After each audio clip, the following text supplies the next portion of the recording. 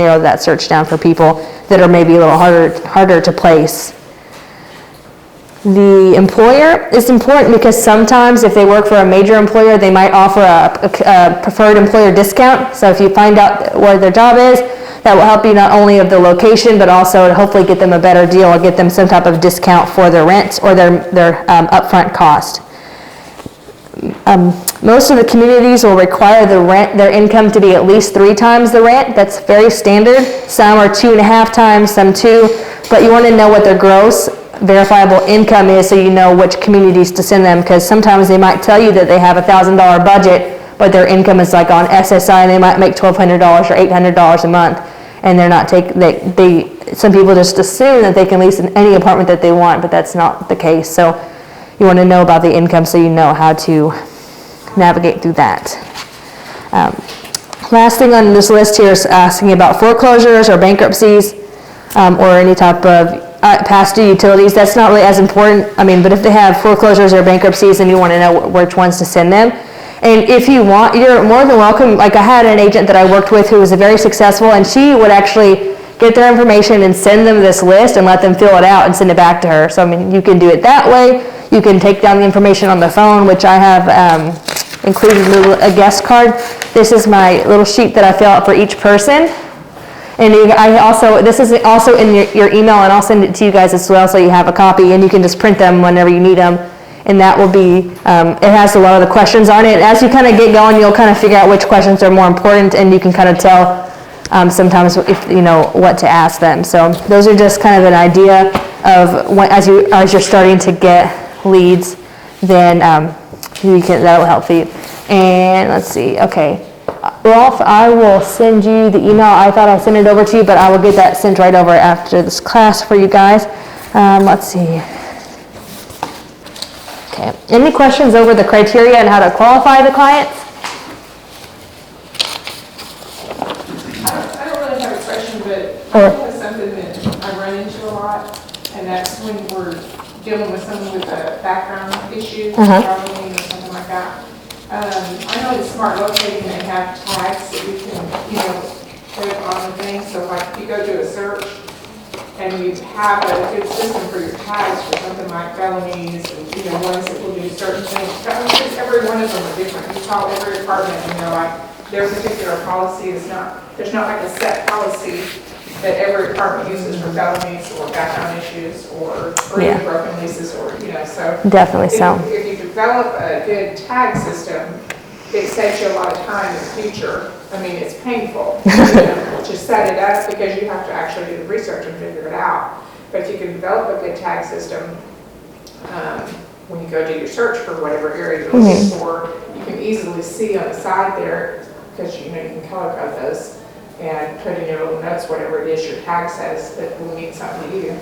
True. And it can really save you a lot of time in the future. That's true. I'll also add to that, I heard a few clients that had some background issues, and I found out that in calling the properties to get specific what their policies were, I just went ahead and typed it up on a Word doc or a document separately, so that way I knew I'm not going to have to call this property 2 weeks from now just ask the same question. That's not going to change. If it's a felony, it's not going to be unchanged for 7 years after. That's true.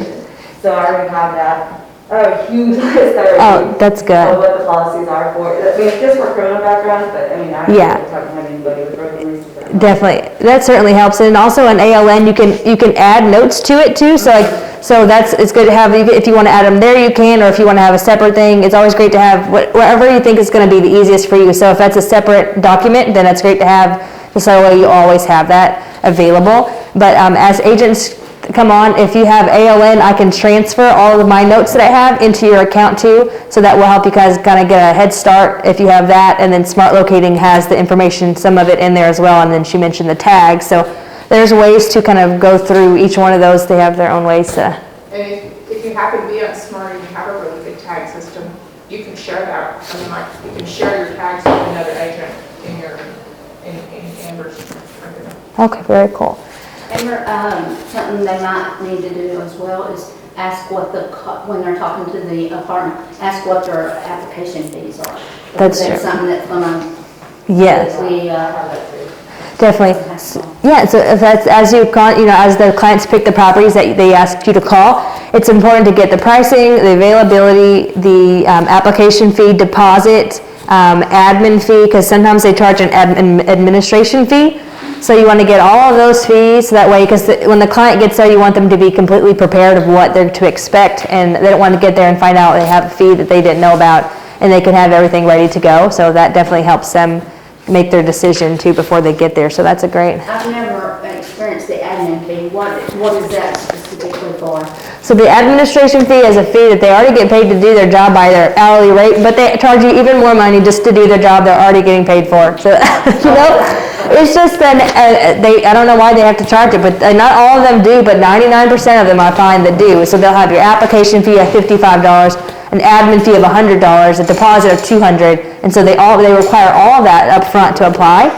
And so that's something that I find pretty commonly. Just letting them know so they aren't so much of that shock when those charges pop up. Yeah, so they'll know exactly what. So if they're, like, say they only have a 30-minute lunch break window, and they know, okay, here's your two choices that you want to go look at. If you want to apply for one of these, here's the amount that you need to make the money order for, and they can go ahead and get it and bring it to them, to the community when they get there. And the more information that you provide to them, the easier it will be for them to make their decision, and hopefully they'll help them to remember that you did all this work to help them, and then just remember to remind them to make sure they put your name down as the referral source. And as soon as they are serious about a specific property, then they also need to go ahead. Most places nowadays have their applications online. They need to go ahead and have them fill out those applications, right? Yes, if they can. And then sometimes there's the spot for the locator's name. It's not always the easiest to find. So just remind them, kind of drill it in gently to let them know that sometimes it's hard to find the spot to put your locator's name down online. So if you have questions or you can't find it, please call me and I can help walk you through that, because most places will let them fix it, but every so often they'll say, oh, they put down property website, they didn't say anything about you, and they won't pay. So it's why you just gotta kind of communicate with your clients, that way they know the importance, that that's the only way that you get paid is by your name being on there. Speaking of being paid, go over escort. So some communities, like I find this more in like the downtown Dallas area versus like kind of the rural areas, but some places will require that you actually tour the community with the client. That's not so much, like I've seen some of the ones that used to do that are not doing that as much now with everything that's going on, but there are still some that will require that you visit with them. And it'll tell you in your database, whether it's AON or SMART, if the community requires you to escort the client. And it'll tell you your percentage that you would get, if any, if you only send them, and then what your commission would be if you escort the client. Because sometimes they require that you have to bring them in, and it'll tell you all the breakdown of what they require. So you'll know how to handle each community that they might be interested in. Is that, So do you want to go over rental homes, or are we going on that another day? it's about 10:30, so I don't know if we want to do any like kind of Q&As, and then we can kind of, because that's a whole nother ballgame, so we can kind of work into that as we go. But I think we pretty much kind of covered the majority of the things. I guess we can go over the homework. This is very important to me, so I would really appreciate if you guys do this for us, because this is only going to help you guys and make this easier for you guys to have kind of a checklist to go. So we've talked about the 25 properties. If you already have a list of some that you go to, that's great. So you can just, and if you want to do more than 25, by all means, I just figured that would be a good place to start. You want to contact the properties to introduce yourself and let them know that you're an agent in the area. Get your email addresses and set up your weekly email. We have the pop-by information, so I would suggest to go ahead and purchase the pop-by idea, so you can go ahead and get those together. And then pick the days for the next 3 months that you want to go marketing, so that way you have kind of an idea and a game plan of when you're going to go. And that's our homework for the week. So I figured that's a good starting point for you guys to do that. And even the ones that are working on their license, I mean, you could always go and visit the communities or go figure out maybe an area that you want to target. So as you get closer, you can just kind of just build relationships and just letting them know that you're, in the area. And even with you guys with the moving service, you guys can absolutely pick 25 properties and start marketing with that service. And then when you get your license, you could say, oh, by the way, I'm also an agent, so if you have anyone that's looking to move, then we can help them. So you can segue that into it as well and kind of get your feet wet and get started doing that in the meantime. So that could be a good segue for. Where is the C1 marketing spreadsheet at? So I'm going to send over, it'll be in, I should be able to share the Google Drive, so I'll add you guys to that, and then it has a sheet for each of you guys, so you can just go in there and add those onto that, and then next week we can check it and make sure that there's no crossover, and then that will make, I felt like that should be an easy way to do it. I mean, there's kind of. Is this new? Yes. Okay. Yeah. No, yeah, not yet. So we just created that yesterday. We're trying to think of how to effectively make it easy for everybody since we have agents kind of all over. I figured that would be the easiest way to kind of keep track of that. And because we want to make it as effective for you guys. I don't want, two people going to the same place and then spinning their wheels. Not that you can't go to the same ones, but it just makes sense to pick ones that nobody else goes to and just establish those relationships. So that's what I would suggest on that part of it. And let's see. I have a quick question. Okay. This email contact information at the back there, Yes.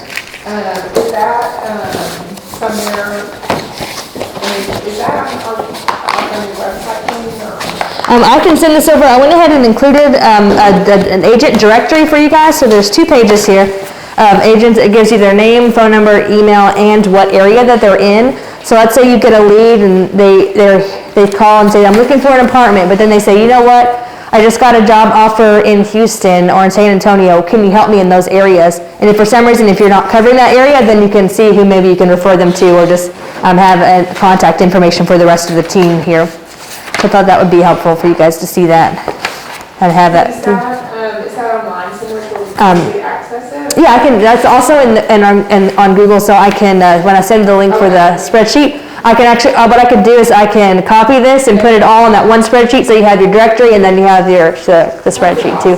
So that way it's all in one place.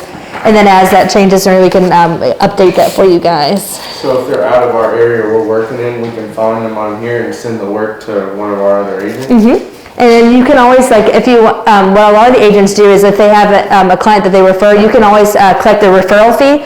So just let the agents know, hey, I have someone I'm sending over to you and I'm just asked for a 25% referral fee. Or you can just send it to them and be a blessing. Either way, I have agents that do both. So I mean, they're not, that's not uncommon for each of those. And so we always try to help each other out. Is that referral fee generally negotiable among agents? I know it is. Yeah. I know it is in the housing market. Oh, of course, yeah. I don't know about in the apartment. Yes, well, you guys can establish whatever you want. There's no standard or set amount that you have to do. So whatever you want to do, you just communicate with that agent and then you guys decide on what you want to do and then that's not a problem at all. I would recommend that they get it in writing. Oh, absolutely. Yeah, because after the fact, just as there's unscrupulous doctors and stuff, there are people out there that would say, oh, no, I said 20%. Exactly, so make sure, Get it in writing. so you can send the email. Yeah, when you email them, just have Say, the. per our conversation, I'm referring this person over to you for a 25% commission. Yeah. Get them to respond to it. Absolutely, so that's definitely a great idea too. And so, and all the agents, they should be on the Facebook group as well. So if you guys, I've seen you guys collaborate a lot with that too. So that's great. But that also gives you their contact information in case you ever need to reach out to them as well. It's, Real Estate Mastermind. And so, yes, and I sent the link, so if you guys did not see that, let me know, but that's where also all the Facebook live training videos will be as well, so you guys can go back in and watch them, see questions that people might have asked as well. So hopefully that'll kind of be a good resource for you guys. Okay. I think that covers that. And again, all of these things are also should be in your email too. So if you need to print any more of the guest cards or you want to use that questionnaire in an email format, then you can do that too. And then there's that. So yes. I'm sorry. No, go ahead. Please. Do you have anywhere in here or on the emails where you can explain to them how they need to put in their emails and stuff like that, talking about the brokerage, because it's actually you that we're representing. You know what I'm talking about? For like the, Like in our emails and stuff, per truck. For the requirements and stuff, we're supposed to have the brokers and Yes. the brokerage information. yes, the information about, Exactly. yes. And if That you, too. yes, so if you guys, whenever you get ready to, if you don't have that already on your email, then let me know. We can make sure that that gets added to your email for that. So we can. The complaint form and the information about brokerage services. And they require, if I'm not mistaken, like it has to be, like you can't have your signature and then underneath it, it has to be first and then your signature if I'm understanding correctly. So we can figure out exactly the format, and whenever we do class next week, if we want to do, we can go ahead and do that just so we can get that out of the way and everybody has that. And so they're all compliant too, so they don't miss that. And like, as far as apartment locating, we don't have to have those broker agreement forms and all that, because it's apartment, right? Correct. Yeah, luckily it's pretty simple. There's not a lot to it, so thankfully they haven't really came in and like regulated a ton of stuff with it, other than you have to have permission for doing the ads. Like that was something probably within the last few years that they started. Before they didn't really they didn't really regulate it a ton at all. And then I guess at some point someone must have gotten mad that someone saw a post, and then they realized that, okay, now we need to make sure that everybody knows that they have permission. So that's really the biggest regulation that I've seen by doing this, I think. But Do you use a form for that, or are you just doing it in a quick email? for the permission, like For to, the permission, we just sent an email, and I have a copy of like an example. It's pretty much just say, we would love, let's say for instance they send you an email with their availability and their specials, because when you sign up for apartment registration, it's going to start emailing you the properties that have availability, so you'll see that. And then what I like to do is I respond back to them and say, hey, thank you so much for sending me this information. Would it be okay if we post some ads for you on Craigslist or on our social media and help you generate traffic for you? And then they'll respond back yes or no. Just make sure you let them know it's free, because they start getting this defensive wall up, well, no. But then when they find out it's free, they're like, oh, yeah. and in our advertising and stuff for specific apartments, surely we don't mention the apartment name and stuff, because wouldn't the No, you potential don't. client bypass us and go straight to the apartment? That's exactly right. So The pictures and make sure that because you're gonna want them to call you. Right. And if you look specifically in the pictures, one time I was gonna put the business center, and on the computer screen, it had company XYZ. And I just so haven't caught myself before I posted it on Craigslist. Because, you want them to call you to get the information. yes. I usually take their nice thing that they say about the community, put it in another document, and then play with it and take out everything that says specifically that company. Yeah, I say our family-friendly community, or our spacious community, or something in place of the name. Yeah, I'm You definitely. can use a lot of their words, just Uh-huh. don't Yeah. put their name. That's true, and most of them are going to have like a list of their amenities on there, so you can literally copy and paste it onto your ad, whether it's on Craigslist or wherever it might be, and you can. There's not a lot of thinking to it. You just copy and paste it, and you can even make someone that's kind of generic in a way where it has like the majority of the things that most properties have, and then just add the things that they have that make them unique per se, versus having to redo it every single time. From what I've experienced, I think. I'm sorry? I have an ad that I posted from one of your apartments, and I was gonna show it. But I don't have any service, so I can't. Right.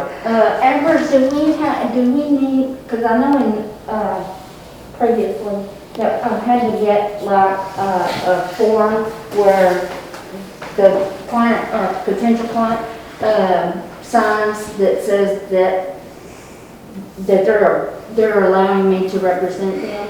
That is not something that we have to do in this. Correct, yeah, there's not a form, I mean, there's nothing, I've had agents that say, what do I have them sign to make sure I get paid? And I'm like, well, there's not really a form like that. You know, it's just something, it's a little bit of a different ballgame, so you just have to make sure that you remind them. But there's not really a promulgated form for us to use that says, I'm representing you per se, because there's nothing that stops that client from contacting 10 locators. It's kind of annoying, but that happens sometimes.